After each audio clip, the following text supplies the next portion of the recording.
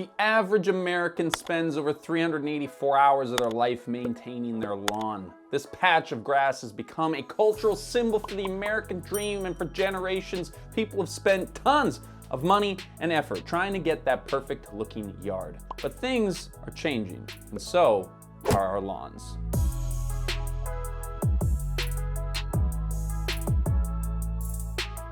Hi everybody, welcome back to another episode of Between Two Plants with Levi. Today we are going to be talking about lawns. Now I don't want to give away the entire video, but yeah, lawns are bad. Despite lawns serving no real purpose, they are America's largest irrigated crop that takes up 3 times as much space as corn. Sorry, I just recorded the sparkling water one before this, so I'm probably gonna do that a couple times. This is not actually news though, because dear old vlog brother John Green was having a mental breakdown about lawns 11 years ago. And the research that's come out since then is not going to make him any happier. Now, maybe you already knew that lawns were overrated pieces of outdoor carpet because, as we mentioned, there are some videos on the subject online already. But what we wanted to talk about in this video is just how manipulative the lawn care industry has become to keep people stuck in the green lawn lie. But before we get into that, we have to understand where the lawn craze even came from. The origins of the lawn are as perfectly insane as you would think. Back in the 17th century, French and Italian people were getting really good at gardening, and the British were like, hey, what if we did that, but worse? So they had their servants clear and convert their land into turf grass lawns. Natural forest, potential food growing land, all gone, specifically because it was a bigger flex to be like, oh yeah, no, we could grow food here, but we don't. Lawns became hugely popular with wealthy people in England. So of course, by the time the American experiment was underway, the trend transferred across the pond. Founding zaddies like George Washington and Thomas Jefferson were known for having perfectly manicured lawns, but of course that's because they owned people who could maintain their lawns for them while they were getting into government-themed rap battles and such. We needed money and guns and half a chance. Who provided those funds?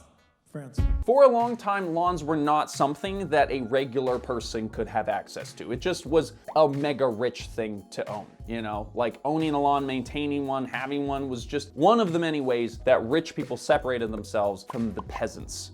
I hate peasants. That all started to change though in the 19th century when the first push lawnmower was invented, shortly followed by the invention of sprinklers. Both of these inventions made it easier for people to maintain their own lawns. But the real reason that lawns went viral is because of what we are dubbing as the suburban situation.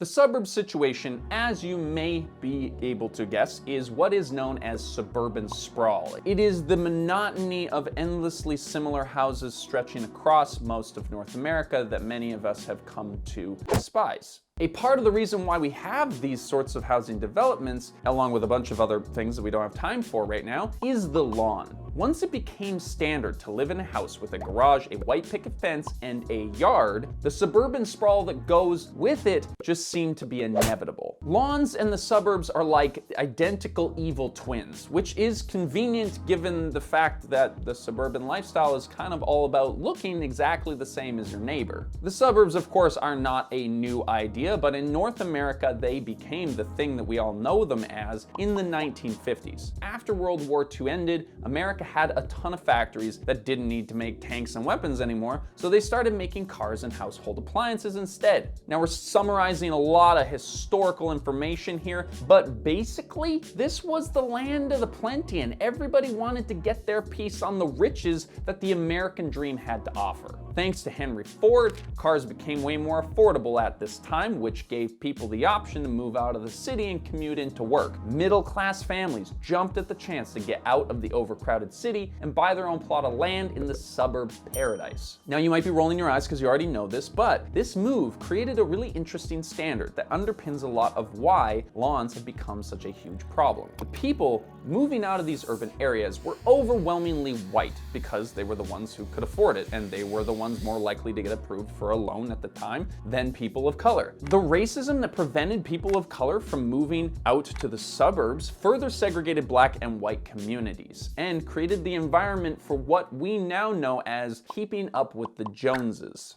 So basically, the suburbs symbolize American consumerism, the inequality of the people who live there, and the conformity of the middle class. Because these new suburbs were basically planned communities, they had largely the same kind of people living in them. The instinct to have what your neighbor has became a whole culture on its own, with lawns in the middle of it. Because of this need to maintain a particular image, we created probably one of the most hated entities on earth: homeowners associations, or HOAs. HOAs are an organization just like FIFA. They make the rules about what happens to a bunch of little pieces of grass, and they're all complete crooks. Okay, well, that last bit I can't say specifically, but you get the point. When it comes to your lawn, HOAs are notoriously strict. They have rules about what plants you can and cannot have, your walkways, your lawn furniture, and most importantly, the height of your grass. Because at some point along the way, probably somewhere back in Britain, somebody decided that the most aesthetically pleasing grass height is between 2 and 4 inches. Do you think that's actually 4 inches? That's pretty good. 4 inches is big. As a result, the New York Times reported that Americans in some cities can spend up to 50 days of their lives looking after lawns. 50 24-hour days of their lives. And if you dare break one of those HOA guidelines, you are gonna get a fine, or maybe even worse. In 2016, a single mother of 5 was arrested in a small town outside of St. Louis for the state of her grass. And no, we're not talking about code for weed. She was actually arrested because of the length of her grass that grew on her lawn. And that was not the first time that a lawn-related arrest has happened. No, because we have another example. One guy in Bloomington, Indiana, decided to challenge the lawn laws and sued the state because he wanted to turn his lawn into a eco-friendly unmowed meadow. Love it. His case went all the way to the state appeals court, where he lost and was told to go home and mow his lawn. So you're starting to get a bit of a feeling of where this is going, right? Since homeowners are basically being forced to take care of their lawns with legal and social repercussions if they don't, they have to buy a lot of shit to keep up to the standard, which is why in 2023, the industry is estimated to be worth $176 billion in the US alone. Now, that's probably lawn care in general, but the lawn in lawn care is a big part of that. Because now you have to fertilize, aerate, mow, and water your lawn to keep it looking nice, right? But because most common grasses that are on lawns are not actually native species to the place that they're in, it takes a lot more work to make them look lush and green. If you're a homeowner, you gotta buy all these products and spend a bunch of time working on your lawn. Or you have to have enough money to pay somebody else to do it for you. You got your mowers, you got your leaf blowers, your hedge trimmers, your edgers, your spreaders, your sprayers, your dethatchers, your aerators, your sprinkler systems, just to name a few. That is slick. That is slick. Oh, that is slick. Oh, that's pretty slick. Oh, that is slick.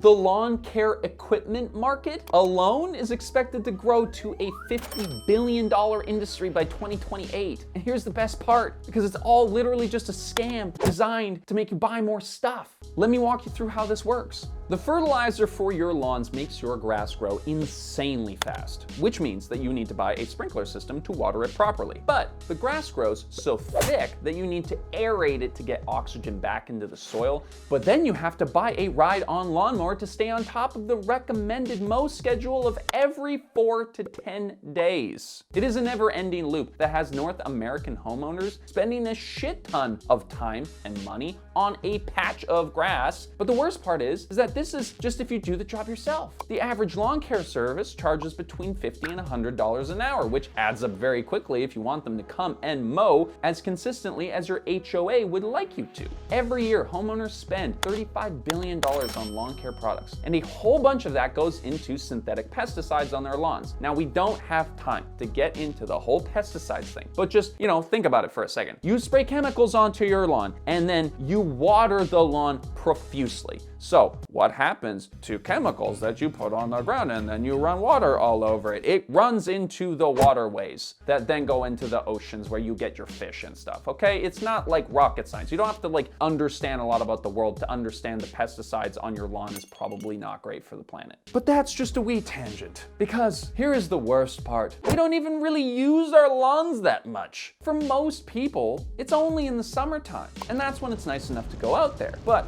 for the rest of us, know, we have video games and air conditioning inside and free content on YouTube. So who is even going outside anymore? But okay, now that we have spent this entire video just lifting a leg and taking a giant piss on lawns, let's walk through some alternatives. If you don't live in a neighborhood that's heavily regulated by a lawn police, HOA, you could use your lawn space to grow food or flowers or native species of some sort. Not only could this garden provide food, but it'll also draw carbon out of the air and encourage pollinators like bees to thrive in your neighborhood. In the US, 9 billion gallons of water is used on lawns every single day. Meanwhile, if you plant stuff that needs little to no irrigation, you avoid the issue completely. This is known as xeriscaping. If you live in like a dry climate, that would look like planting a bunch of cacti and succulents, right? But even if you live somewhere that has a lot of rain, you could do the exact opposite and plant things that love moisture. I happen to know somebody who is making a moss lawn. She like harvested a bunch of little pieces of moss from the forest. She put it in a shady part of her yard. And now she's just making a little moss lawn. She's making a masson. But hey, maybe you're a sucker for like the green lawn look, right? Well, you can just get a fake turf lawn nowadays or grow some clover, which requires way less maintenance, uses less water, and is way cuter. And then there is my favorite option, which is just doing nothing at all. It is called the ungardening movement, where basically you just stop taking care of your lawn and let it grow naturally. One way to get started is to take part in No Mow May. You can adjust and sort of allow your lawn to grow in ways that are helpful, you know, maybe you plant a few wildflowers or something, but like, it doesn't take a lot of work is what I'm saying. And if you just don't want to deal with a lawn in any way, shape, or form, then just move to an apartment. We have this technology, you can do that thing. But regardless of how you feel about lawns in general, we want to thank you for watching today's video. And if you are subscribed, then we'll see you next week for another one.